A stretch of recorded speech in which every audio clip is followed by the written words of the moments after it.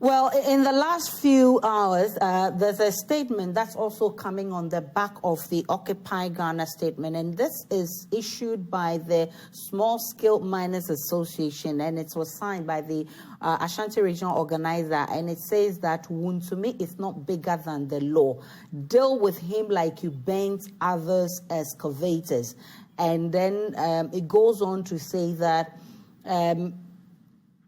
he doesn't fathom why some people's excavators were bent without any justifiable reason.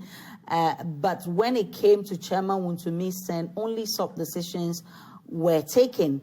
And he says he's calling on the minister to bow down his head in shame, apologize to the mining victims who got the excavators bent. And he says the president must be vigilant in the fight of Galamsey. Thankfully, we're also hearing in the last few hours that the president will be meeting the National House of Chiefs. He will also be meeting MMDCEs on the Galamsey menace. Will it make any difference, Kofi? No, it won't make any difference. The National House of Chiefs does not have any real power to deal with this. It is the president that has all the power. So when you have all the power to do what you need to do, and you go around, suggesting that you're either seeking the assistance of other people who don't have any power or don't have any real power to deal with the matters, is just really window dressing. I think he wants to, show some activity. Activity is not necessarily progress. And so, unfortunately, I don't think it's going to yield anything. And I want us also to consider, just hypothetically, let's just think about it this way.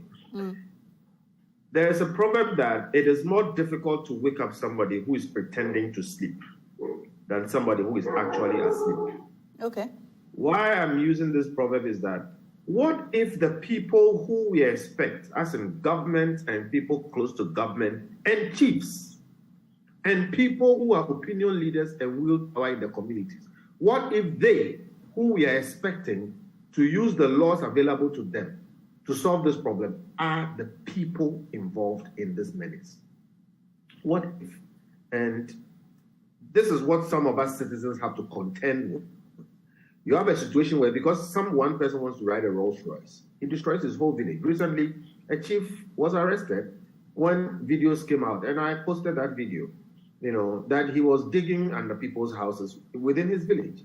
Okay, so we need to contend with the fact that maybe the people who wield the power with which they can actually solve this problem are actually part of the problem. And there are situations where these things happen. That is why, again, I go to the call by Occupy Ghana to impose the state of emergency, because not doing so when you can do so, and by the way, it is not that difficult to do. Occupy Government does not have to do any other thing except make this call and for the rest of us to support it. The president can actually impose it and go to parliament even after the fact, or can go to parliament and request that it be imposed. Now, if he doesn't do it, then he doesn't want to do it because he can do it. Then when he takes it to parliament, we will know who is resisting that kind of action. And if it is done, then the president doesn't have any reason not to clamp down on these people. How difficult is it?